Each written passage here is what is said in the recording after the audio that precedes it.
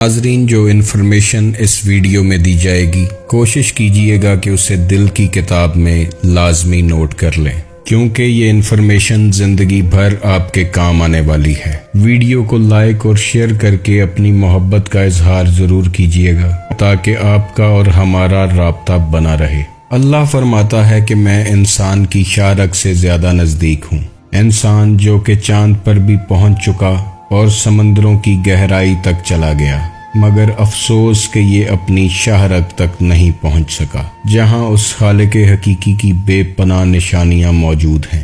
مولانا روم فرماتے ہیں، دانائی کا تعلق بالوں کی سفیدی سے نہیں بلکہ عقل اور تجربے سے ہے۔ اگر دل سیاہ ہو جائے تو داڑھی کے سفید بال آپ کو کوئی فائدہ نہیں دے سکتے۔ یاد رکھو، تم اس دنیا میں رہتے نہیں بلکہ یہاں سے گزر رہے ہو۔ ہم اللہ سے اپنی ہر خواہش منوانے کے لیے کوششیں کرتے رہتے ہیں، مگر افسوس کہ ہم اس کی ایک بھی ماننے کے لیے تیار نہیں ہوتے، اور وہ اتنا حسین رب ہے کہ پھر بھی عنایات، فضل و کرم کی بارشیں انسان پر کرتا رہتا ہے۔ ناظرین، صفائی نصف ایمان ہے اور یہ بات ہم سب جانتے ہیں، مگر نصف ایمان کے درجے پر پہنچنے کے لیے صرف جسم کی صفائی ضروری نہیں بلکہ نفس کی صفائی اور پاکیزگی بھی ضروری ہے۔ اپنے اندر سے حسد، بغض، کینہ، لالچ، غیبت اور دشمنی کا کوڑا کرکٹ اٹھا کر باہر پھینک دیں، پھر دیکھیں کہ زندگی میں کیا بدلاؤ آتا ہے۔ قرآن پاک میں اللہ فرماتا ہے کہ یا رسول اللہ، اعرابی کہتے ہیں کہ ہم ایمان لائے، ان سے کہہ دیجئے کہ تم ایمان نہیں اسلام لائے۔ مومن تب بنو گے جب اللہ کا نور تمہارے دلوں میں اترے گا۔ اب آپ غور کریں کہ انسان گندے برتن میں دودھ ڈالنا پسند نہیں کرتا،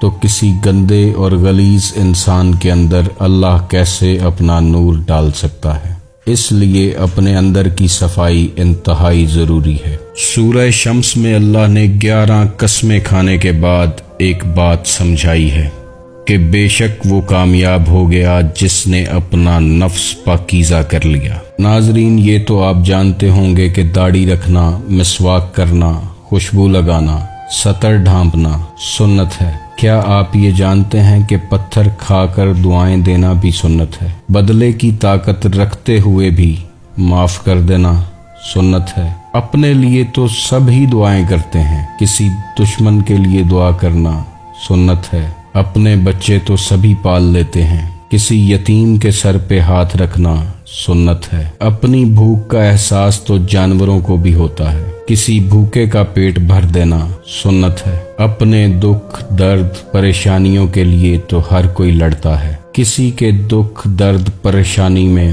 مرہم بن جانا سنت ہے۔ بھلوں سے تو سبھی بھلا کرتے آئے ہیں، بروں کے ساتھ بھلائی کرنا سنت ہے۔ ناظرین، جو شخص ماں باپ کا نافرمان اور گستاخ ہو، ماں باپ کا دل دکھاتا ہو، وہ خانہ کعبہ کی دیواروں سے لپٹا رہے اور دعائیں مانگتا رہے تو اسے وہاں سے بھی کچھ حاصل نہیں ہوگا۔ صلہ رحمی ایک بہت بڑا وصف ہے۔ صلہ رحمی کرنے سے رشتہ داروں میں محبت اور مال میں اضافہ ہوتا ہے۔ صلہ رحمی ہی وہ چیز ہے کہ جو انسان کی عمر بڑھا دیتی ہے۔ ایک حدیث پاک کا مفہوم ہے کہ صبح کا آغاز صدقے سے کیا کرو، کیونکہ مصیبت صدقے سے آگے قدم نہیں بڑھاتی۔ جو لوگ رزق کے متلاشی ہیں تو وہ جان لیں کہ فراغی رزق کا راز بانٹنے میں پوشیدہ ہے۔ جو چاہتا ہے کہ اس کا رزق بڑھتا چلا جائے تو وہ اپنے دسترخوان کو کشادہ کرے، اپنے دسترخوان پر غریب اور نادار لوگوں کو جگہ دے۔ رزق سخاوت میں پوشیدہ ہے، مگر لوگ اسے محنت میں تلاش کرتے ہیں۔ دسترخوان پر سے گرے ٹکڑے اٹھا کر کھانے والا کبھی جنون اور جزام کی بیماری میں مبتلا نہیں ہوگا۔ جس گھر میں محمد نام کا بچہ ہوگا اس گھر میں ہمیشہ خیر و برکت رہے گی۔ انسان کی فطرت ہے کہ وہ جنت بھی چاہتا ہے اور مرنا بھی نہیں چاہتا۔ من عرف نفسہ فقد عرف ربہ، جس نے اپنے نفس کو پہچانا اس نے اپنے رب کو پہچانا۔ بینائی کی انتہا اور معراج یہی ہے کہ انسان خود کو پہچان لے۔ انا جب تک فنا کے ہاتھ پر بیعت نہ کر لے، انسان نماز عشق ادا کر ہی نہیں سکتا۔